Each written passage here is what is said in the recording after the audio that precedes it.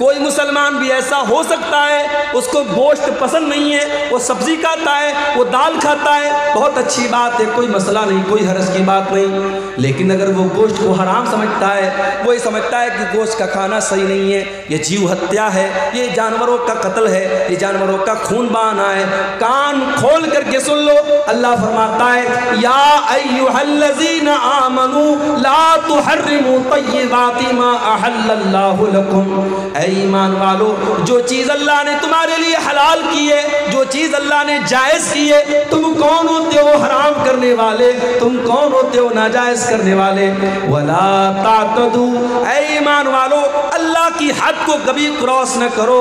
انہ لا یحب المعتدین، اللہ تعالی حد سے تجاوز کرنے والوں کو پسند نہیں کرتا. پتہ یہ چلا اللہ نے اگر کسی چیز کو حرام کیا ہے ہم حلال نہیں کر سکتے، اور اللہ نے حلال کیا ہے ہم حرام نہیں کر سکتے. ایک مرتبہ اللہ کے نبی نے اپنے اوپر شہد کو حرام کر لیا. اپنی ایک بیوی کے کہنے پر جب اس بیوی نے اللہ کے نبی سے کہا کہ اے اللہ کے نبی، آپ کے منہ سے مغافیر کی مہک آتی ہے. مغافیر ایک بدبودار پھول ہوتا تھا. اللہ کے پیارے نبی حضرت زینب کے یہاں سے شہد کھا کے آیا کرتے تھے، اور دوسری بیویوں کو پسند نہیں تھا، شہد کھانے کی وجہ سے دیر ہو جایا کرتی تھی. تو انہوں نے کہا اے اللہ کے نبی، آپ کے منہ سے مغافیر کی مہک آتی ہے. اللہ کے نبی نے اپنی بیوی کو راضی کرنے کے لیے یہ قسم کھا لی کہ میں آج کے بعد شہد نہیں کھاؤں گا. جب شہد کھانے سے میرے منہ سے مہک آتی ہے، جب شہد کھانے سے میرے منہ سے بدبو آتی ہے، میں آج کے بعد شہد نہیں کھاؤں گا. ایک نارمل سی بات تھی، نبی نے اپنے اوپر شہد کو حرام کر، لیکن اللہ کے لیے نارمل بات نہیں تھی. اللہ نے قرآن کی آیت نازل کر دی، یا ایھا النبی لم تحرم ما احل اللہ لک تبتغی مرضات ازواجک. اے نبی، آپ کو یہ ادھیکار کس نے دے دیا، یہ حق کس نے دے دیا کہ جس شہد کو اللہ تعالیٰ نے حلال کیا تھا آپ نے اپنے اوپر حرام کر لیا اپنی کچھ بیویوں کو خوش کرنے کے لیے؟ اے نبی، آپ کو بھی اللہ کے حلال کیے ہوئے چیز کو حرام کرنے کا ادھیکار نہیں ہے. ہم نہیں کر سکتے، کسی حلال چیز کو حرام نہیں کر سکتے، اور کسی حرام کو حلال نہیں کر سکتے میرے. اور آگے بڑھیے، قرآن میں ایک اور جگہ یہ بات آئی ہے. سورہ اعراف میں اللہ نے فرمایا ادعوا ربکم تضرعا وخفیا، اپنے رب سے دعا کرو، گڑ گڑا کر کے دعا کرو اور چپکے چپکے دعا کیا کرو. انہ لا یحب المعتدین، اللہ تعالیٰ دعا کے اندر حد سے تجاوز کرنے والوں کو پسند نہیں کرتا. کچھ لوگ دعا کے اندر بھی حد سے تجاوز کرتے ہیں. معاف کیجئے گا، آپ کے یہاں چندے کا جو طریقہ ہوتا ہے، بنگلہ زبان کے جو مقرر آتے ہیں وہ دعا کرتے ہیں، اس پر بھی تحقیق ہونی چاہیے کہ یہ طریقہ دعا کا صحیح ہے کہ دعا کے اندر حد سے تجاوز نہیں ہونا چاہیے. دعا میں ہم کوئی ایسی چیز نہیں مانگیں گے جو مناسب نہ ہو. ایک صحابی نے اپنے بیٹے کو دیکھا، بیٹا دعا کر رہا ہے، اے اللہ جنت میں داہنے طرف سفید رنگ کا محل مجھے عطا فرما دے، جنت کے اندر وائٹ ہاؤس مجھے دے دے. صحابی نے بیٹے کو یہ دعا کرتے ہوئے سنا. کہا ہے میرے بیٹے تو کیا دعا کر رہا ہے؟ کہا ابا جان میں دعا کر رہا ہوں کہ اللہ تو مجھے جنت کے داہنے سائیڈ میں ایک سفید رنگ کا محل عطا فرما.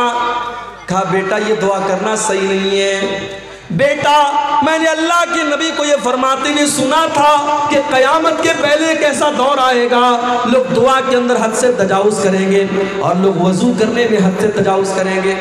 اے میرے بچے، جب تجھے دعا کرنا ہو تو سمپل یہ دعا کر، اے اللہ میں جنت کا سوال کرتا ہوں، میں جہنم سے تیری پناہ مانگتا ہوں. اس میں اتنی ڈیٹیل مت بیان کرو. اپنی دعا میں یہ مت کہو کہ اے اللہ جنت کے داہنے سائیڈ میں مجھ کو یہ محل عطا فرما. یہ دعا کے اندر حد سے تجاوز کرنا ہے. بعض لوگ دعا کرتے ہیں، کہتے ہیں اے اللہ اپنے نبی کے صدقے میری یہ دعا قبول کر. یہ صدقہ کیا ہے بھائی؟ نبی کے صدقے کیسے دعا ہوتی ہے؟ غلط ہے یہ دعا میں حد سے تجاوز. آپ دعا میں اگر وسیلہ لگانا چاہتے ہیں اپنے کسی نیک عمل کا وسیلہ لگائیے. اے اللہ میں نے جاڑے میں کمبل بانٹے تھے غریبوں کو، اے اللہ رات کا سناٹا تھا، کوئی غریب لیٹا ہوا تھا، میں نے جا کے کمبل اس کو اڑا دیا تھا۔ اے اللہ کوئی دیکھنے والا نہیں تھا، کوئی کیمرہ والا نہیں تھا، کوئی ریکارڈنگ کرنے والا نہیں تھا۔ اے اللہ میں نے تجھ کو راضی کرنے کے لیے، تجھ کو خوش کرنے کے لیے اس غریب کی مدد کی تھی۔ اے اللہ تو میری مغفرت فرما دے، اے اللہ تو میری مصیبت کو دور فرما دے۔ ایسے نیک عمل کا وسیلہ آپ لگا سکتے۔ تو دعا کے اندر بھی حد سے تجاوز نہیں ہونا چاہیے۔ تو پہلی چیز جو اللہ تعالیٰ کو بہت ناپسند ہے میرے بھائیوں، وہ کیا ہے؟ حد سے تجاوز کرنا۔ اور آگے بڑھیے، اللہ کو دوسری چیز جو بہت زیادہ ناپسند ہے، قرآن کا دوسرا پارہ کھولو، اللہ فرماتا ہے وَإِذَا تَوَلَّا فِي الْأَرْضِ سَعَى۔ منافقوں کے بارے میں اللہ نے فرمایا کہ منافق آدمی جب زمین میں چلتا ہے تو وہ کیا کرتا ہے؟ لِيُفْسِدَ فِي الْأَرْضِ وَيُهْلِكَ الْحَرْثَ وَالنَّسْلَ وَاللَّهُ لَا يُحِبُّ الْفَسَادَ۔ وہ منافق آدمی، وہ مشرک آدمی، وہ زمین میں فساد مچاتا ہے، وہ لوگوں کو قتل کرتا ہے، وہ بچوں کو قتل کرتا ہے۔ وَاللَّهُ لَا يُحِبُّ الْفَسَادَ۔ اللہ کو فساد پسند نہیں ہے، اللہ کو زمین کے اندر فساد پسند نہیں ہے، اللہ کو فسادی لوگ پسند نہیں ہے، جو فساد مچاتے ہوں، جو بے قصوروں کا خون بہاتے ہوں، جو نردوش لوگوں کی ہتیا کرتے ہو۔ جاؤ کوئی میڈیا والوں کو قرآن کی آیت بتا دے، وَإِذَا تَوَلَّا سَعَى فِي الْأَرْضِ لِيُفْسِدَ فِيهَا وَيُهْلِكَ الْحَرْثَ وَالنَّسْلَ۔ یہ منافقوں کی پہچان ہے، یہ مشرکوں کی پہچان ہے، یہ اللہ کے دشمنوں کی پہچان ہے۔ بچوں کو قتل کرنا، فساد مچانا، آتنک مچانا۔ اللہ کا ماننے والا کبھی آتنکوادی نہیں ہو سکتا، اللہ کا ماننے والا کبھی دہشت گرد نہیں ہو سکتا۔ ارے اللہ کے ماننے والے ایک چونٹی کو بھی بلا وجہ نہیں مارتے۔ یاد کرو سلیمان علیہ السلام کا واقعہ۔ سلیمان علیہ السلام جا رہے ہیں اور راستے میں چونٹیوں کی ایک وادی کے پاس سے ان کا گزر ہوتا ہے۔ سلیمان علیہ السلام کو اللہ تعالیٰ نے ایک اسپیشل نالج دی تھی، وہ چونٹیوں کی بولی کو بھی سن لیتے تھے، سمجھ لیتے تھے۔ حَتَّى إِذَا أَتَوْا عَلَى وَادِ النَّمْلِ قَالَتْ نَمْلَةٌ يَا أَيُّهَا النَّمْلُ ادْخُلُوا مَسَاكِنَكُمْ۔ جب سلیمان کا لشکر چیونٹیوں کی وادی کے پاس سے گزرا تو چیونٹیوں کی رانی نے اپنی چیونٹیوں سے کہا، اے چیونٹیوں جلدی جلدی اپنے بل میں داخل ہو جاؤ۔ لَا يَحْطِمَنَّكُمْ سُلَيْمَانُ وَجُنُودُهُ وَهُمْ لَا يَشْعُرُونَ۔ کہیں ایسا نہ ہو کہ سلیمان اور ان کا لشکر اپنے پاؤں سے تمہیں روٹ ڈالے، تمہارے اوپر چڑھ جائے، تمہیں ختم کر دے اور ان کو پتہ نہ چلے۔ وَهُمْ لَا يَشْعُرُونَ، ان کو پتہ نہ چلے۔ اس کا مطلب کہ جان بوجھ کر سلیمان علیہ السلام چیونٹیوں کو بھی تکلیف نہیں پہنچا سکتے۔ او میرے میڈیا والے بھائیوں، او دنیا میں اسلام کے خلاف پروپیگنڈا کرنے والے نیوز چینل والوں، کبھی اس طریقے کے ویڈیو کو بھی اپنے چینلوں پر لگایا کرو، کبھی ان باتوں کو بھی اپنے چینلوں پر لگایا کرو۔ سلیمان علیہ السلام کا لشکر چیونٹی کی ہتیا نہیں کر سکتا۔ ایک نبی کا ماننے والا جب چیونٹی کی ہتیا نہیں کر سکتا، کسی نردوش کی ہتیا کیسے کر سکتا ہے؟ واللہ لا يحب الفساد۔ اللہ کو فساد مچانے والے، آتنک مچانے والے پسند نہیں ہیں۔ اسلام تو وہ مذہب ہے میرے بھائی، ایک نردوش کی ہتیا، ایک بے قصور کا خون بہانے والا پوری مانوتا کا ہتھیارہ ہے، پوری انسانیت کا قاتل ہے۔ اللہ فرماتا ہے من قتل نفسا بغیر نفس او فساد فی الارض فکأنما قتل الناس جميعا۔ جس نے ایک نردوش کی ہتیا کی، اس نے پوری انسانیت کو قتل کر دیا، اس نے اتنا بڑا پاپ کر دیا کہ پوری انسانیت کو قتل کر دیا۔ ومن احیاها فکأنما احیا الناس جميعا، اور ایک انسان کی جان بچانے والا پوری انسانیت کی جان بچانے والا ہے۔ میرے پیارے ساتھیوں، دنیا میں پہلا مرڈر کس نے کیا تھا؟ قابیل نے اپنے بھائی حابیل کا کیا تھا، اور عورت کے چکر میں کیا تھا، لڑکی کے چکر میں کیا تھا۔ عورت کے چکر میں قابیل نے حابیل کو قتل کیا تھا، دنیا کا پہلا مرڈر کیا تھا۔ اللہ کے نبی فرماتے ہیں اب قیامت تک جتنے مرڈر ہوں گے، جتنے قتل ہوں گے، ہر مرڈر اور ہر قتل کا ذمہ دار قابیل ہوگا، کیونکہ پہلا قتل اس نے کیا تھا۔ پتہ یہ چلا کہ جو برائی کی شروعات کرتا ہے، جو کسی غلط کام کی شروعات کرتا ہے، اس کے اوپر قیامت تک، اور جب تک وہ غلط کام ہوتا رہے گا اس کا وبال اس کے اوپر پڑتا رہے گا، اس کی سزا اس کو ملتی رہے گی۔ اس لیے برائی کرنے سے زیادہ خطرناک برائی کی اسٹارٹنگ کرنا ہے۔ حضرت لوط علیہ السلام کی جو قوم تھی، اغلام بازی کی اور لڑکے کا لڑکے کے ساتھ بدکاری کرنا اور مرد کا مرد کے ساتھ بدکاری کرنا، ان کی قوم کے پہلے یہ گندا کام دنیا میں کبھی نہیں ہوتا تھا۔ اس کام کی شروعات کی تھی حضرت لوط علیہ السلام کی قوم نے۔ اسی لیے جب حضرت لوط علیہ السلام نے اپنی قوم کو سمجھایا تو کہا تھا کہ اے میری قوم کے لوگوں، تم نے اس گندگی کی شروعات کی ہے، اور اگر یہاں سے یہ گندا کام شروع ہوا تو جب تک یہ گندا کام ہوتا رہے گا تمہیں اس کی سزا ملتی رہے گی۔ میرے پیارے ساتھیوں، اللہ تبارک و تعالیٰ کو فساد مچانے والے، آتنک مچانے والے، خون خرابہ کرنے والے لوگ پسند نہیں ہیں۔ واللہ لا یحب الفساد، اللہ کو فساد پسند ہے۔ ارے اسلام کا تو یہ حال ہے، ہمارے پیارے نبی جب سن 8 ہجری میں مکہ میں داخل ہوئے، 10,000 کا لشکر آپ کے ساتھ ہے، مکہ کے اندر آپ بڑی فاتحانہ شان کے ساتھ داخل ہو رہے ہیں۔ یہ وہی مکہ ہے جہاں سے آپ کو نکالا گیا ہے، یہ وہی مکہ ہے جہاں اللہ کی بارگاہ میں سجدہ کرنا آپ کے لیے حرام کر دیا گیا، جہاں نماز کی حالت میں آپ کا گلا دبانے کی کوشش کی گئی، جہاں نماز کی حالت میں آپ کی گردن میں چادر ڈالی گئی، جہاں نماز کی حالت میں آپ کی گردن کے اوپر گندگی ڈالی گئی۔ یہ وہی مکہ ہے جہاں کے لوگوں نے غزوہ احد میں آپ کے چچا حمزہ کا کلیجہ چبایا، یہ وہی مکہ ہے جہاں کے لوگوں نے غزوہ احد میں آپ کو مارا تھا، آپ کے دانت توڑے تھے، آپ کے چہرے سے خون بہا تھا۔ یہ سارے واقعات آپ نے اپنی آنکھوں سے دیکھے ہیں۔ لیکن میرے پیارے ساتھیوں، آپ دیکھیے سن 8 ہجری میں جب اللہ کے نبی مکہ میں داخل ہوتے ہیں، آپ پہلے خانہ کعبہ کو سارے بتوں سے پاک کرتے ہیں، اور خانہ کعبہ کو بتوں سے پاک کرنے کے بعد جب آپ خانہ کعبہ کے دروازے پر کھڑے ہوتے ہیں تو آپ کیا کہتے ہیں؟ اے مکہ والو، اے قریش کے لوگوں، یہ بتاؤ تم اپنے محمد سے تمہیں کیا امید ہے، میں تمہارے ساتھ کیا سلوک کروں گا؟ سب بھیگی بلی بن جاتے ہیں، بڑے نرمی سے کہتے ہیں، بڑے پیار سے کہتے ہیں، اے محمد صلی اللہ علیہ وسلم، آپ تو بڑے اچھے انسان ہیں، بڑے اچھے باپ کی اولاد ہیں، آپ سے اچھی ہی امید رکھتے ہیں۔ آپ نے فرمایا اذهبوا انتم الطلقاء لا تثریب علیکم اليوم، اذهبوا انتم الطلقاء، جاؤ، آج محمد رسول اللہ کسی سے بدلہ نہ لیں گے، کسی سے انتقام نہ لیں گے، کسی کا خون نہ بہائیں گے، جاؤ تم سب کے سب آزاد ہو، محمد رسول اللہ کسی سے بدلہ نہ لیں گے۔ ظالم سے لیا ظلم کا بدلہ نہ کسی وقت، مارا بھی تو اخلاق کی تلوار سے مارا۔ میرے پیارے ساتھیوں، یہ میرے نبی کا کردار ہے، اس لیے نبی کا ماننے والا، اسلام کا کلمہ پڑھنے والا کبھی فسادی نہیں ہو سکتا، کبھی آتنکوادی نہیں ہو سکتا۔ جو آتنکوادی ہے، جو دہشت گرد ہے، وہ کان کھول کر کے سن لے، اس کا اسلام سے کوئی تعلق نہیں ہے۔ واللہ لا یحب الفساد، اللہ کو فساد بچانے والے لوگ پسند نہیں ہیں۔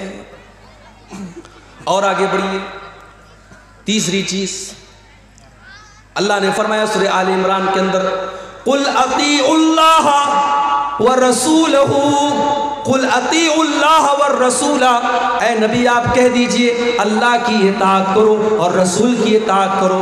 فَإِن تَوَلَّوْا فَإِنَّ اللَّهَ لَا يُحِبُّ الْكَافِرِينَ، اور اے نبی اگر یہ لوگ اللہ کی اطاعت نہ کریں اور رسول کی اطاعت نہ کریں تو ان کو بتا دو کہ اللہ تعالیٰ کافروں کو پسند نہیں کرتا، کافروں کو پسند نہیں کرتا، اللہ کو کفر پسند نہیں ہے۔ کفر کا مطلب انکار، جو اللہ کو نہ مانے، جو رسول کو نہ مانے، جو اللہ کی کتابوں کو نہ مانے، جو اللہ کے نبیوں کو نہ مانے، جو اللہ کے فرشتوں کو نہ مانے، جو تقدیر کو نہ مانے، جو قیامت کے دن کو نہ مانے، جتنی چیزوں پر ایمان لانا ہے ان میں سے کسی چیز کو نہ ماننے والا، اس کے اندر ڈاؤٹ کرنے والا، ان کے اندر شک کرنے والا، وہ کافر ہو جاتا ہے، اور کافر کو اللہ تعالیٰ پسند نہیں کرتا۔ اللہ کو مومنوں سے محبت ہے، اللہ کو ایمان والوں سے محبت ہے، اللہ کافروں کو پسند نہیں کرتا۔ اللہ کو کفر سے اتنی نفرت ہے، اگر کوئی انسان کفر کی حالت میں مر جائے، اللہ فرماتا ہے وَلَلَّذِينَ يَمُوتُونَ وَهُمْ كُفَّارٌ، جو کفر کی حالت میں مر جائے اور مرنے کے ٹائم وہ توبہ کر لے، اس کی توبہ کا اللہ کیا کوئی مطلب نہیں ہے۔ جو کفر کی حالت میں مر گیا وہ ہمیشہ جہنم میں رہے گا۔ اللہ کا شکر ادا کیجئے میرے بھائی۔ ہم اور آپ ایمان والے، ہم اور آپ مسلمان ہیں۔ اگر ہم اور آپ مسلمان نہ ہوتے، ایمان والے نہ ہوتے، شاید ہم بھی کسی پتھر کے بت کے آگے آج سجدہ کر رہے ہوتے، شراب پی کر کے ناچ رہے ہوتے۔ یہ الگ بات ہے، بہار میں نیتیش کمار صاحب نے شراب بندی کر رکھی ہے، لیکن اندر سے ٹیبل کے نیچے سے بڑی شراب پی جا رہی ہے بہار کے اندر۔ ابھی جھارکھنڈ سے میں آ رہا تھا، آج شام کو بھاگلپور سے وہاں میں نے جمعہ پڑھایا لال مٹیا میں، وہاں سے میں اسکارپیو سے آ رہا تھا۔ جیسے ہی بہار میں داخل ہوئی گاڑی، پولیس والے لیڈیز اور جینٹس گاڑی کو آ کے چیک کرنے لگے۔ میرے ساتھ بچے تھے، فیملی تھی، انہوں نے ٹارچ سے دیکھا ویکھا، چیک کیا، چلے گئے۔ میں نے ڈرائیور صاحب سے پوچھا یہ اتنی گاڑی چیک کیوں ہو رہی تھی؟ بولے شراب کا معاملہ ہوتا نا، شراب بندی، اس لیے وہ شراب چیک کر رہے تھے۔ پابندی ہے بہار کے اندر، مگر ہم سب جانتے ہیں کہ شراب پی جا رہی ہے، اور افسوس کی بات یہ ہے کہ بڑی تعداد میں مسلمان شراب پیتا ہے۔ کتنے مسلمان ہیں جو بغیر شراب پی اپنے گھر میں داخل نہیں ہوتے؟ نیتیش کمار کے ڈر سے کتنے لوگوں نے شراب پینا بند کر دیا۔ میرے پیارے ساتھیوں، اللہ کے ڈر سے مسلمان شراب پینا بند نہ کر پایا۔ کتنے افسوس کی بات ہے، سرکار کا ڈنڈا پڑا تو شراب بند ہو گئی، لیکن اللہ تعالیٰ کے عذاب کا ڈر ہمیں شراب نہ چھڑا سکا۔ 1400 سال پہلے کے حالات دیکھو، جب اللہ تعالیٰ نے قرآن کی آیت نازل کی کہ اے ایمان والو، انما الخمر والمیسر والانصاب والازلام رجس من عمل الشیطان۔ اے ایمان والو، یہ شراب کا پینا، یہ جوا کا کھیلنا، یہ پانسے کے تیر کے ذریعے قسمت کا حال معلوم کرنا، یہ غیر اللہ کے آستانے پر جانوروں کو ذبح کرنا، یہ سب گندے کام ہیں، شیطان کے کام ہیں۔ فَاجْتَنِبُوا، ان سے بچو۔ جب قرآن کی آیت نازل ہوتی ہے، جب سورہ مائدہ کی آیت نازل ہوتی ہے، صحابہ کرام جو ایک زمانے سے شراب پیتے چلے آئے تھے، جب اللہ نے قرآن میں یہ آیت نازل کر دی کہ شراب گندی چیز ہے، شیطان کا کام ہے، شراب سے بچو تبھی تم کامیاب ہو سکتے ہو، صحابہ نے اپنی شراب کو نکال کے گلیوں میں پھینک دیا، شراب کے برتنوں کو توڑ دیا۔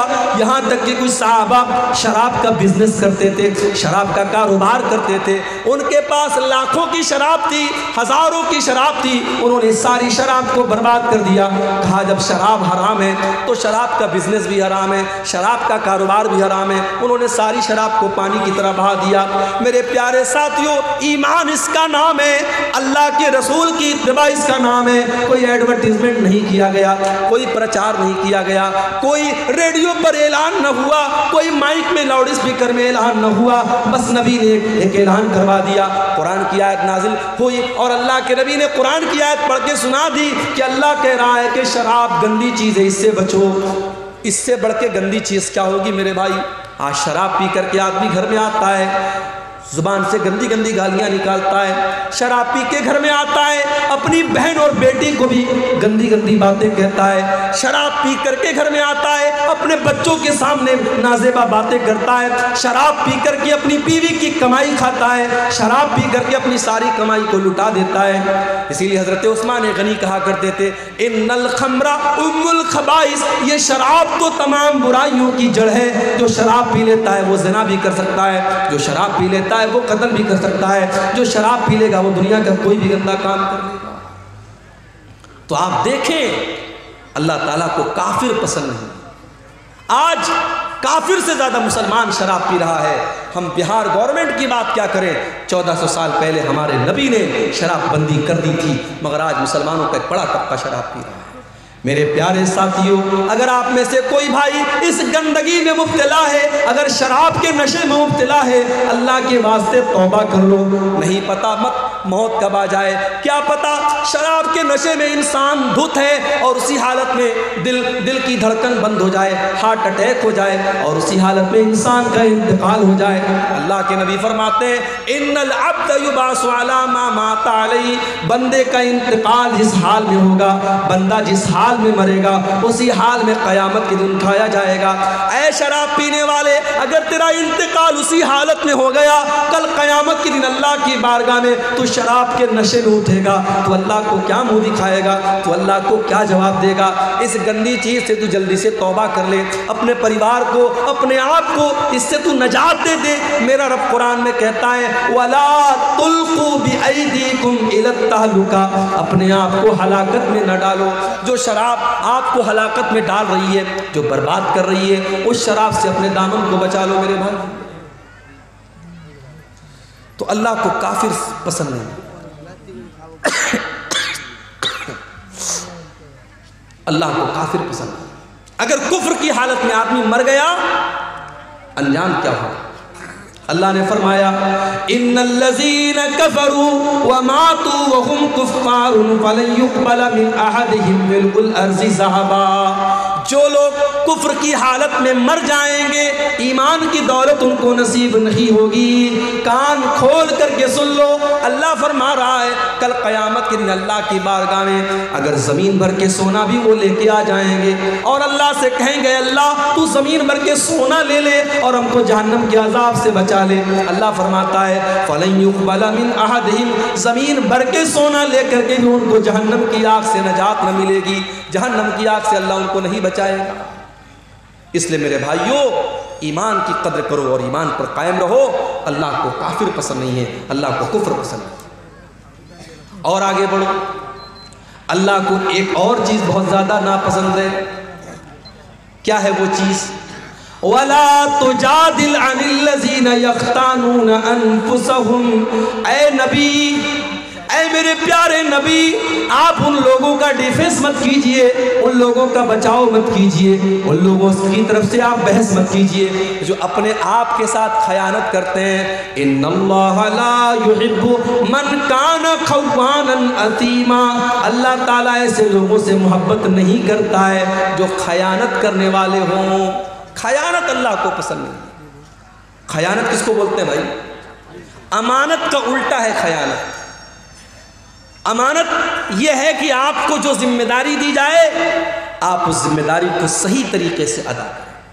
اگر آپ ٹیچر ہیں، آپ کی ذمہ داری بچوں کو پڑھانا ہے، پڑھانے کے ٹائم آپ بچوں کو پڑھانے کے بجائے موبائل میں لگے ہوئے ہیں، بچے شور مچا رہے ہیں، بچے کتاب پڑھ نہیں رہے اور ٹیچر موبائل میں لگا ہوا ہے، یہ امانت کے ساتھ خیانت ہے۔ پولیس کا کام کرائم کو روکنا ہے، پولیس والا بجائے کرائم کو روکنے کے اگر کرمنل لوگوں سے رشوت لینا شروع کر دے، اگر وہ گنڈوں اور بدماشوں سے ٹیکس لینے لگے، ان سے پیسہ لے کر کے ان کو چھوڑنے لگے، یہ پولیس کے عہدے کے ساتھ خیانت ہے۔ ان اللہ لا يحب من کان خوانا اثیما، اللہ کو خیانت کرنے والے لوگ پسند نہیں ہیں۔ اس لیے امانت میں خیانت سے بچو میرے بھائی۔ جو بھی امانت اور جو بھی ذمہ داری آپ کے کندھے پر ڈالی گئی ہے اس ذمہ داری کو صحیح طریقے سے رکھو۔ ہمارے کچھ بھائیوں نے ہم کو بتایا اسی بہار کی سرزمین پر، اسی جھارکھنڈ کی سرزمین پر یہ کام بھی ہو رہا ہے۔ ایک مسجد کا 4 بار فوٹو لیا جا رہا ہے اور 4 بار سعودی عرب سے اس کا پیسہ اٹھایا جا رہا ہے۔ ایک بار ٹیوب ویل لگایا جا رہا ہے، ایک بار اس کو پنک کلر سے پینٹ کیا جا رہا ہے، پھر گرین کلر سے پینٹ کیا جا رہا ہے، پھر لال کلر سے پینٹ کیا جا رہا ہے۔ ٹیوب ویل تو ایک بار لگا لیکن اس کا پیسہ 5 بار اٹھایا جا رہا ہے۔ یہ 420 یہ اللہ کے دین کے نام پہ ہو رہی ہے، صدقہ خیرات کے نام پہ ہو رہی ہے، زکوٰۃ کے نام پر ہو رہی ہے۔ میرے پیارے ساتھیوں، اس بے ایمانی کا حساب قیامت کے دن دینا پڑے گا، ان علماء کو بھی دینا پڑے گا، ان مشروعات کا کام کرنے والوں کو بھی دینا پڑے گا جو آج امت کے پیسے کے ساتھ اتنی بڑی خیانت کر رہے ہیں۔ آج کتنی مسجدیں جو باہر سے فنڈ آیا 30 لاکھ کا لیکن اس میں دیا گیا صرف 10 لاکھ روپئے اور میٹیریل کو بالکل ہلکا کر دیا گیا۔ پتہ یہ چلا 5 سال کے بعد مسجد کی چھت بیٹھ گئی، 5 سال کے بعد مسجد کی زمین بیٹھ گئی، 5 سال کے بعد مسجد کی دیوار گر گئی، پیسہ آیا 30 لاکھ، لگایا گیا 10 لاکھ اور 20 لاکھ کو بیچ میں سے غائب کر دیا گیا۔ میرے پیارے ساتھیوں، کیا یہ خیانت نہیں ہے؟ ان اللہ لا يحب من کان خوانا اثیما، اللہ تعالیٰ خیانت کرنے والوں کو پسند نہیں کرتا۔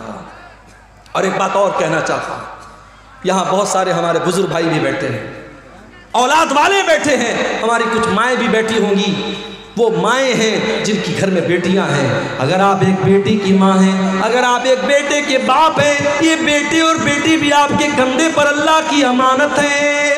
اللہ نے اگر آپ کو اولاد دیا ہے اللہ اولاد کے بارے میں سوال کرے گا۔ اللہ کے نبی فرماتے ہیں کلکم راع و کلکم مسئول عن رعیتہ، او لوگو تم سب کے سب ذمہ دار ہو اور تم سے تمہاری ذمہ داری کے بارے میں سوال کیا جائے گا۔ فالرجل راع علی اہل بیتہ، انسان اپنے گھر والوں کا ذمہ دار ہے، اپنی فیملی کا ذمہ دار ہے، اپنے پریوار کا ذمہ دار ہے، اور انسان سے اس کے پریوار کے بارے میں سوال کیا جائے گا۔ والمرأۃ راعیۃ علی بیت زوجہا، اور عورت اپنے گھر کی ذمہ دار ہے۔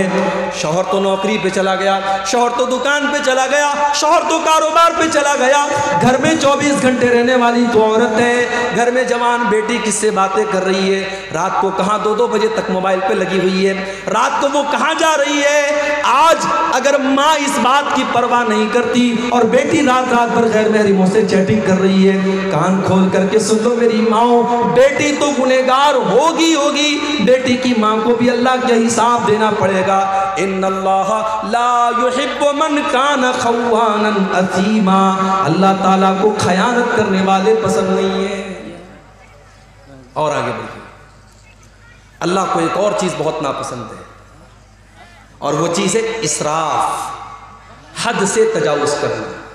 یا بنی آدم خذوا زینتکم عند کل مسجد، اے آدم کے بیٹو جب تم مسجد میں جایا کرو، جب تم نماز پڑھنے جایا کرو تو اپنی زینت کو اپنا لیا کرو۔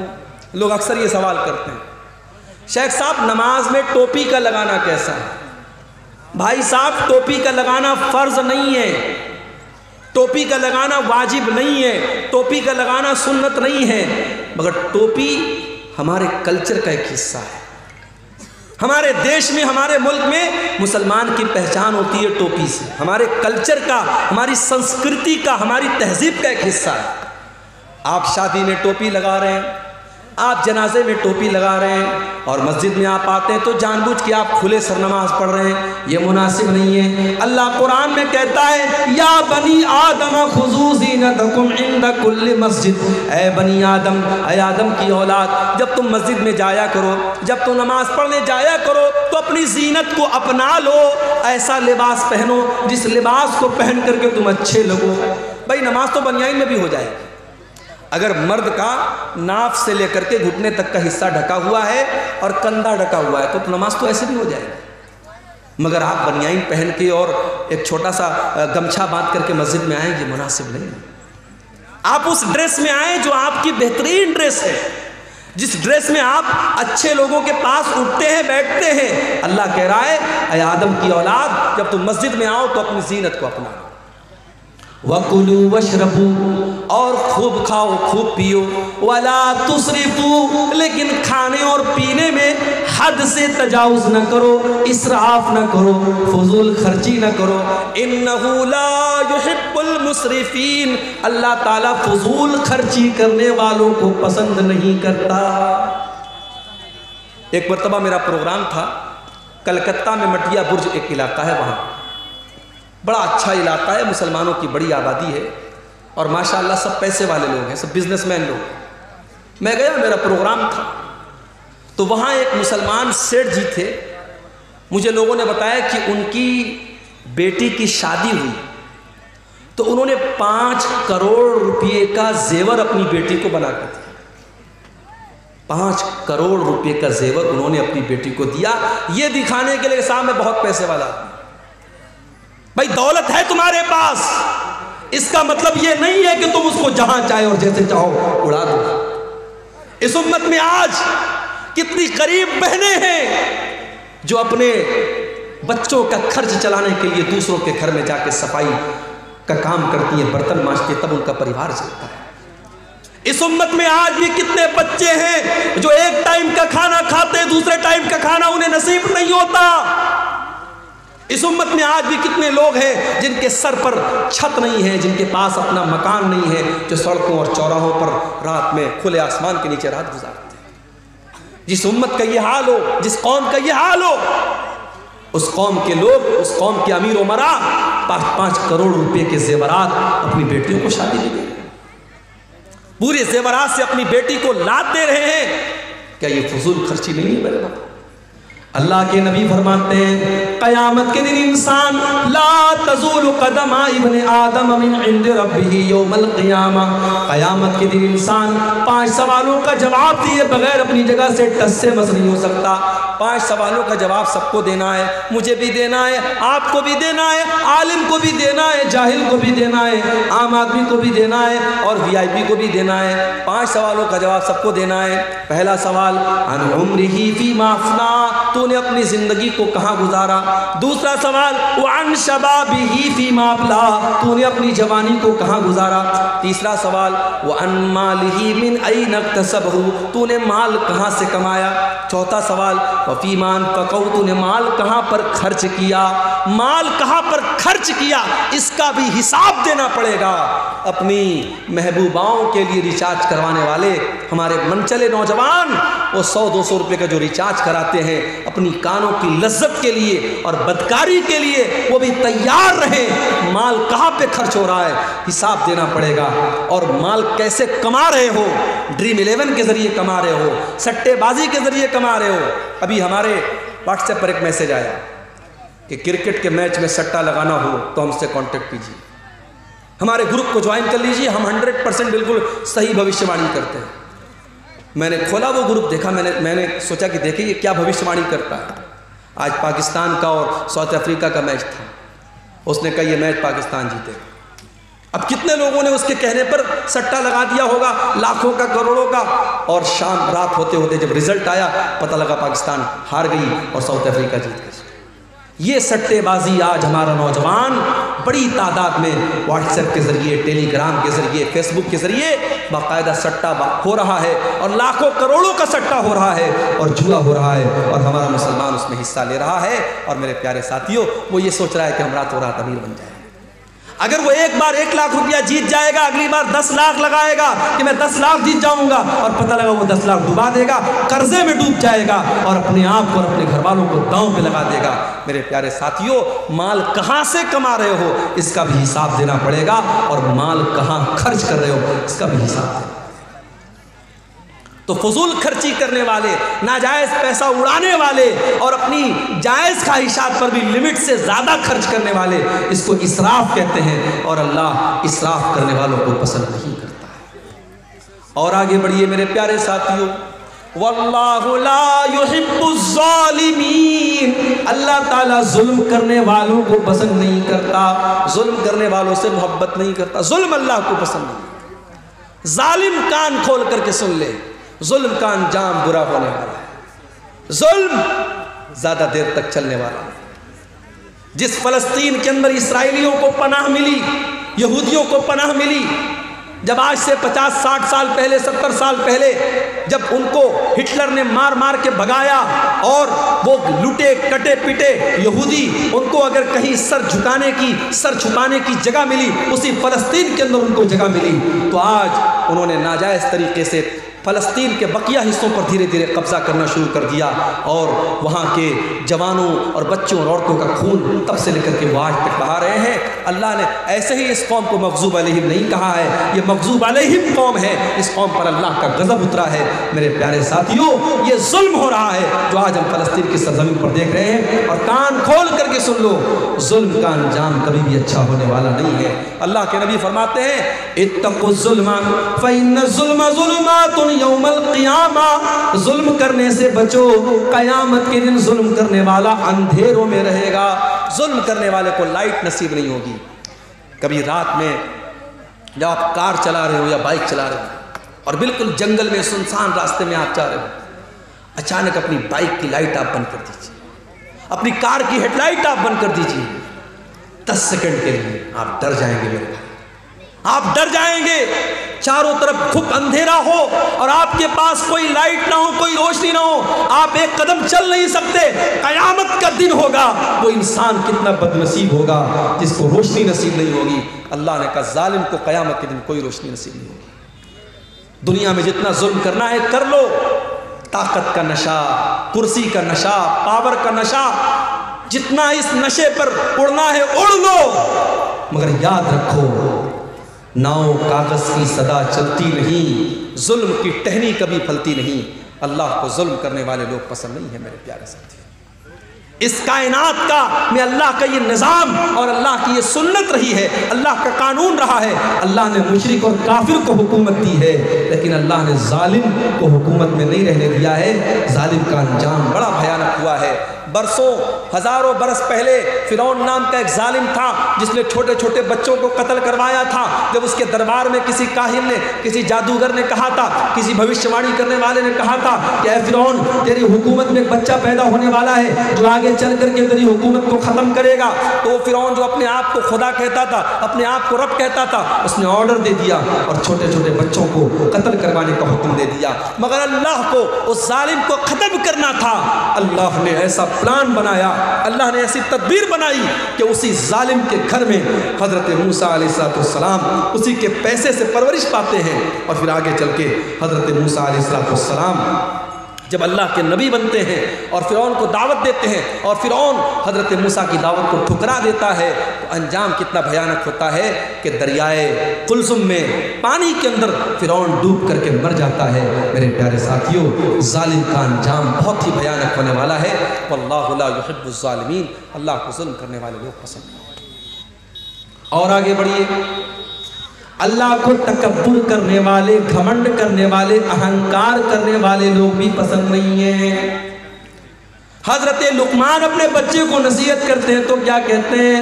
وَلَا تُصَعِّرْ خَدَّكَ لِلنَّاسِ وَلَا تَمْشِ فِي الْأَرْضِ مَرَحًا، اے میرے بچے، تو گال کھلا کر کے لوگوں سے نہ ملا کر اور زمین میں اکڑ کر کے نہ چلا کر۔ إِنَّ اللَّهَ لَا يُحِبُّ مَنْ كَانَ مُخْتَالًا فَخُورًا، اللہ تعالیٰ گھمنڈی لوگوں سے محبت نہیں کرتا، گھمنڈی لوگوں کو پسند نہیں کرتا۔ گھمنڈی لوگ اللہ کو پسند نہیں ہیں۔ قارون بڑی دولت والا تھا، اس کو اپنی دولت پر بڑا ناز تھا، لیکن قارون کے قوم میں جو نیک لوگ تھے، جو ایمان والے لوگ تھے، انہوں نے قارون کو نصیحت کی اور کہا کہ اے قارون، لا تفرح، اپنی دولت پر اترانا نہیں، اپنی دولت پر غرور نہیں کرنا۔ ان اللہ لا يحب الفرحین، اللہ تعالیٰ اترانے والوں کو، گھمنڈ کرنے والوں کو پسند نہیں کرتا ہے۔ وابتغ فیما آتاک اللہ الدار الآخرہ، اے قارون، تجھے اللہ نے بڑی دولت سے نوازا ہے، بڑے خزانے اللہ تعالیٰ نے تجھے دیے ہیں۔ اے قارون، اپنی دولت کے ذریعے تو آخرت کی تیاری کر۔ او میرے پیارے ساتھیوں، آج اللہ نے آپ کو دولت والا بنایا ہے، اپنی دولت کو اللہ کے راستے میں خرچ کیا کرو، مسجدوں میں دیا کرو، مدرسوں میں دیا کرو، کار خیر میں دیا کرو، اپنی آخرت بنایا کرو۔ وَلَا تَنْسَ نَصِيبَكَ مِنَ الدُّنْيَا، میں یہ نہیں کہتا کہ دنیا کو بھول جاؤ، دنیا میں جو تمہارا حق ہے، دنیا میں جو تمہارا حصہ ہے، دنیا کا حصہ تم اس سے خوب فائدہ اٹھا لو، لیکن اصل تیاری آخرت کی کرو۔ وَلَا تَبْغِ الْفَسَادَ فِي الْأَرْضِ، اور قارون سے اس کی قوم کے لوگوں نے کہا کہ اے قارون، تو زمین میں فساد مچانے کی کوشش نہ کرنا، اللہ تعالیٰ فسادی لوگوں کو پسند نہیں کرتا۔ تو تکبر اور گھمنڈ یہ اللہ کو پسند نہیں ہے میرے بھائی۔ دنیا میں جس نے تکبر کیا، جس نے گھمنڈ کیا، اس کا انجام بڑا بھیانک ہے۔ ابلیس نے تکبر کیا، اللہ کی بارگاہ سے دھتکارا گیا۔ قارون نے تکبر کیا، اس کے محل کو زمین میں دھسا دیا گیا۔ فرعون نے تکبر کیا، اس کو پانی میں ڈوبا کر کے مار دیا گیا۔ نمرود نے تکبر کیا، ایک معمولی مچھر نے اس کا کام ختم کر دیا۔ قوم عاد نے تکبر کیا، قوم سمود نے تکبر کیا، اللہ نے پٹک پٹک کر کے ان کو بے جان کر دیا۔ میرے بھائیوں، تکبر کا انجام بڑا ہی بھیانک ہوتا ہے، اور تکبر کرنے والا اور گھمنڈ کرنے والا اللہ کو پسند نہیں۔ اب یہاں ایک سوال پیدا ہوتا ہے، مولوی صاحب نے شیروانی پہنی ہے، سامنے ایک لنگی والا آ گیا، لنگی پہنے ہیں، بنیان پہنے ہیں۔ اب مولوی صاحب کے دل میں فیلنگ آئی کہ یار میں 10,000 روپے کا کپڑا پہنا ہوں، یہ 500 روپے کا کپڑا پہنا ہے۔ مولوی صاحب کے اندر ایک فیلنگ آئی، حاجی صاحب کے اندر ایک فیلنگ آئی کہ میں پیسے والا آدمی ہوں، میرا کپڑا اس کے کپڑے سے اچھا ہے۔ تو کیا اچھا کپڑا پہننا یہ حرام ہے؟ اگر ہم پیسے والے ہیں، دولت والے ہیں، تو کیا ہم مہنگا کپڑا نہیں پہن سکتے، اچھا کپڑا نہیں پہن سکتے؟ ایسا کوئی مسئلہ نہیں۔ آپ اگر پیسے والے ہیں، آپ اگر دولت والے ہیں، تو آپ اچھا کپڑا پہن سکتے ہیں، بلکہ پہننا چاہیے۔ پھٹا پرانا کپڑا پہننا یہ دینداری نہیں ہے۔ بہت سے لوگ اس کو سمجھتے ہیں پیسہ بہت ہے، دولت بہت ہے، لیکن ہمیشہ پھٹا پرانا کپڑا پہن کر کے بالکل عجیب و غریب شکل بنائے رہیں گے اور کہیں گے صاحب پیسہ تو ہے مگر ہمارا اسلام یہ کہتا ہے کہ سمپل رہو۔ سمپل رہنا ایک الگ چیز ہے، اور اپنی دولت ہونے کے باوجود پھٹا پرانا میلا کچیلا کپڑا پہننا یہ الگ چیز ہے۔ اللہ کے نبی کے ایک صحابی آئے، اللہ کے نبی نے دیکھا کہ بڑی ان کے کپڑے بڑے میلے کچیلے ہیں۔ آپ نے کہا دولت ہے تمہارے پاس، پیسہ ہے تمہارے پاس؟ کہا اے اللہ کے نبی بہت دولت ہے، اتنی بکریاں ہیں میرے پاس، اتنے اونٹ ہیں میرے پاس، اتنے غلام ہیں میرے پاس، بہت دولت ہے، بہت پیسہ ہے۔ اللہ کے نبی نے فرمایا ان آتاک اللہ مالا فلیرا اثر نعمت اللہ علیک، اے میرے صحابی اگر اللہ نے تم کو دولت سے نوازا ہے تو دولت کا اثر تمہارے اوپر ظاہر ہونا چاہیے۔ اچھا کپڑا پہنا کرو، اپنی حیثیت کے مطابق کپڑا پہنا کرو۔ اچھا کپڑا پہننا برا نہیں ہے، ہاں اچھا کپڑا پہننے کے بعد جب گھر سے نکلو تو جو تم سے کمزور کپڑا پہنے ہوئے ہیں اس کو تم کبھی حقیر مت سمجھنا، یہ تکبر ہو جائے گا۔ اللہ کے نبی فرماتے ہیں ان اللہ جمیل یحب الجمال، اللہ تعالیٰ خوبصورت ہے اور خوبصورتی کو پسند کرتا ہے۔ اچھا کپڑا پہننا یہ گناہ نہیں ہے، اچھا جوتا پہننا یہ گناہ نہیں ہے، بلکہ گناہ کیا ہے؟ الکبر بطر الحق وغمط الناس، تکبر یہ ہے، گھمنڈ یہ ہے انسان دوسروں کو حقیر سمجھے، دوسروں کو معمولی سمجھے اور اپنے آپ کو بڑا سمجھے، یہ تکبر ہے میرے پیارے ساتھیوں۔ اور میرے نبی نے اور اللہ نے تکبر سے منع کیا ہے۔ اللہ کے نبی نے تو یہاں تک فرمایا لا يدخل الجنت من کان فی قلبہ مثقال ذرۃ من الکبر، جس کے دل میں ذرہ برابر بھی تکبر ہوگا، گھمنڈ ہوگا، اہنکار ہوگا، وہ جنت میں نہیں جائے گا۔ اس لیے تکبر سے بچو، تواضع، اپنے اندر نرمی پیدا کرو، اپنے آپ کو چھوٹا سمجھو، لوگوں سے گھل مل کر کے رہو۔ اللہ تعالیٰ ایسے لوگوں سے محبت کرتا ہے، اور جو اپنے آپ کو چھوٹا بنا لیتا ہے من تواضع للہ رفعہ اللہ، اللہ اس کو اور بلندی عطا کرتا ہے۔ اسی طریقے سے میرے پیارے ساتھیوں اللہ تعالیٰ ان لوگوں کو بھی پسند نہیں کرتا ہے جو بیہودہ باتیں اپنے منہ سے نکالتے ہیں، جو گندی باتیں اپنے منہ سے نکالتے ہیں۔ اللہ کے نبی فرماتے ہیں، بخاری اور مسلم کی روایت ہے، بڑے غور سے سنیے گا، میں سمجھ رہا ہوں رات کا آخری ٹائم ہے، آپ کے صبر کا امتحان لے رہا ہوں، مگر بڑی امپورٹنٹ باتیں بیان کر رہا ہوں، سن کے جائیے۔ اللہ کے نبی فرماتے ہیں کہ ان اللہ لیبغض الفاحش البذیء، اللہ تعالیٰ ایسے لوگوں سے نفرت کرتا ہے، ایسے لوگوں کو پسند نہیں کرتا ہے جو فاحش ہوتے ہیں اور جو بذیء ہوتے ہیں۔ فاحش اور بذیء کس کو کہتے ہیں؟ جس کی زبان گندی ہوتی ہے، جو زبان سے گالی بکتا ہے، جو زبان سے بیہودہ باتیں کرتا ہے، اللہ ایسے لوگوں کو پسند نہیں کرتا ہے۔ میرے پیارے ساتھیوں زبان کی حفاظت کرو، گالی گلوچ سے اپنے آپ کو بچاؤ۔ آج باپ گالی دیتا ہے، بچے اس سے گالی سیکھتے ہیں، بچیوں کی تربیت پر اثر پڑتا ہے۔ اپنے گھر کو گالی سے محفوظ رکھو، اپنے گھر کو گالی سے محفوظ رکھو۔ اور بچوں کے ہاتھ میں جو موبائل دیتے ہو نا، موبائل پر بھی چیک کرو، بچہ ایسی ریل تو نہیں دیکھ رہا ہے، بچہ گالی سیکھ رہا ہے، بچہ بیہودہ باتیں سیکھ رہا ہے۔ بچوں کی تربیت پر بھی بڑی توجہ دینے کی ضرورت ہے۔ آج ماں باپ نے بڑا سمپل طریقہ سمجھا ہے، بچے کے ہاتھ میں موبائل دے دیا، بچہ جو چاہے سو دیکھ رہا ہے۔ نہیں میرے بھائی، بچہ جو دیکھتا ہے اس سے سیکھتا ہے۔ 3 سال کا بچہ بھی اگر ویڈیو دیکھ رہا ہے تو سیکھ رہا ہے۔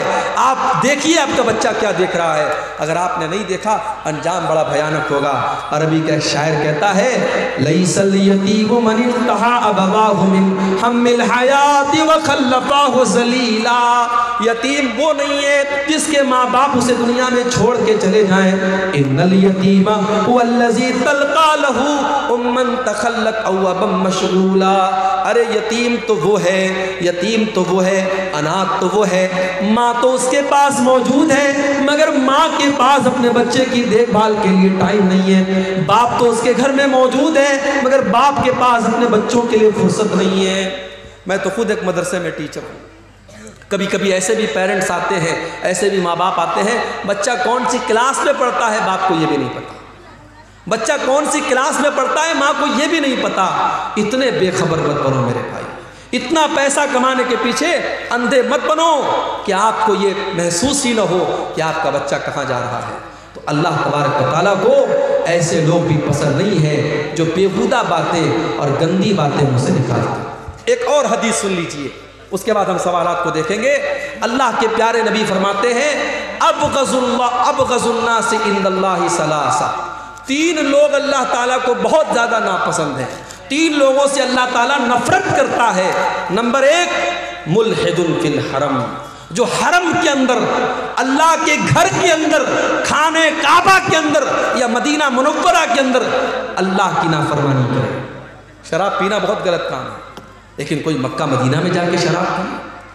چوری کرنا بہت غلط کام ہے، لیکن کوئی مکہ مدینہ میں جا کے حرم کے اندر جا کے چوری کرے تو یہ اور بڑا گناہ ہے۔ اس لیے جو عمرہ کرنے جائیں، میں سمجھاتا ہوئی ہوں اپنے بھائیوں، عمرہ کرنے آپ گئے، بھیڑ لگی ہوئی ہے طواف کے دوران، اب آپ کی خواہش ہے حجر اسود کو چومنے کی، حجر اسود کو ٹچ کرنے کی، مگر مردوں کی بھیڑ بھی ہے، عورتوں کی بھیڑ بھی ہے۔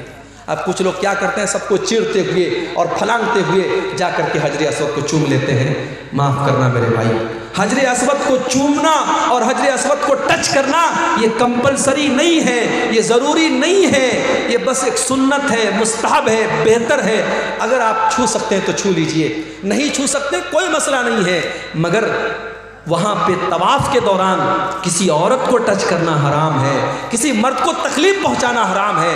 آپ ایسا طواف کس کام کا کہ دوسروں کو تکلیف پہنچا کر کے آپ آگے بڑھیں۔ اللہ کے نبی کہہ رہے ہیں ملحد فی الحرم، جو حرم کے اندر، اللہ کے گھر کے اندر حرام کام کرے، ناجائز کام کرے، اللہ کو ناراض کرنے والا کام کرے، ایسا آدمی اللہ کو بہت ناپسند ہے۔ اور دوسرا انسان وَمُبْتَغٍ فِي الْإِسْلَامِ سُنَّةَ الْجَاهِلِيَّةِ، اسلام کے اندر جو دور جاہلیت کے طریقے کو فالو کرے، جس کو اسلام کا کلچر پسند نہیں ہے، جس کو دور جاہلیت کا کلچر پسند ہے، جب وہ اس کے گھر میں بچے جب صبح اٹھتے ہیں تو گڈ مارننگ کہہ کر کے اٹھتے ہیں، ان کو السلام علیکم پسند نہیں آتا ہے، اس کو وہ کلچر پسند نہیں ہے جو اسلام کا کلچر ہے، جو اللہ کا کلچر ہے، اس کو غیروں کا کلچر پسند ہے۔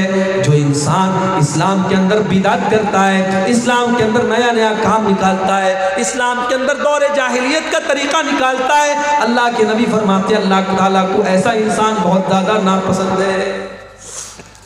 اسی طریقے سے ایک اور انسان اللہ کے نبی فرماتے ہیں اللہ تعالیٰ کو بہت ناپسند ہے۔ وَمُطَّلِبُ دَمَ امْرِئٍ مُسْلِمٍ، کسی مسلمان کا خون بہانے والا، بے قصور انسان کا خون بہانے والا اور اس کے خون کا مطالبہ کرنے والا، ناجائز طریقے سے کسی مسلمان کا خون بہانے والا، وہ بھی اللہ تعالیٰ کو بہت زیادہ ناپسند ہے۔ تو یہ چند چیزیں ہیں میرے پیارے ساتھیوں جو اللہ تبارک و تعالیٰ کو بہت زیادہ ناپسند ہے، اور قرآن میں جن کا نام لے کر کے اللہ نے کہا کہ ہاں یہ چیزیں ہمیں ناپسند ہیں اور ہمیں اور آپ کو اس سے بچنا چاہیے۔ اب یہ کچھ سوالات آئے ہیں، ہم ان کو دیکھتے ہیں۔ یہ ایک سوال آیا ہے کہ کیا نماز کی حالت میں داہنے پیر کی جنبش سے نماز خراب ہو جاتی ہے؟ دیکھیں، کوئی معمولی جنبش آپ کرتے ہیں، مان لیجیے کبھی ایسا ہو رہا ہے کہ ہم نماز پڑھ رہے ہیں، اب کہیں کھجلی ہو رہی ہے، ہاتھ سے آپ نے کھجلا دیا، یا کسی پاؤں میں کسی کیڑے نے کاٹ دیا، پاؤں سے آپ نے کھجلا لیا، اس سے کوئی حرج کی بات نہیں۔ نماز کی حالت میں کوئی ایسا کام آپ مت کیجئے کہ ایسا لگے کہ آپ نماز کے باہر ہیں، نماز کے اندر آپ ہے ہی نہیں ہیں، بالکل آپ جیسے آپ نے ہاتھ باندھا ہوا ہے، اب ہاتھ سب چھوڑ چھاڑ کے آپ سر کھجانے لگے، پیٹ کھجانے لگے، تو یہ مناسب نہیں ہے، اس سے آپ کی نماز خطرے میں پڑ جائے گی۔ معمولی کوئی جنبش ہو گئی تو اس سے کوئی حرج کی بات نہیں ہے۔ کیا پیر کے ناپاکی کو دھوئے بنا وضو شروع کر سکتے ہیں؟ اگر پیر کے اندر ناپاکی لگی ہے تو پہلے آپ پیر کو دھوئیں، آپ پہلے پیر کو دھوئیں۔ اسی طریقے سے جب غسل جنابت آپ کریں گے، جو ناپاکی کو دور کرنے والا غسل آپ کرتے ہیں، اس میں بھی شریعت کا مسئلہ یہی ہے کہ پہلے آپ اپنی شرمگاہ پر لگی ہوئی گندگی کو صاف کریں گے، اس کے بعد اپنے ہاتھوں کو اچھے سے دھلیں گے، پھر آپ وضو کریں گے۔ تو اگر کسی کے پیر میں گندگی لگی ہے تو پہلے پیر کی گندگی کو دھلے گا، اس کے بعد وضو کرے گا۔ اور ایک سوال تیسرا آیا ہے کہ کیا ایک انسان اپنی بیوی کے پستان سے فیضیاب ہو سکتا ہے؟ اس کے بارے میں علماء کی مختلف رائے ہے۔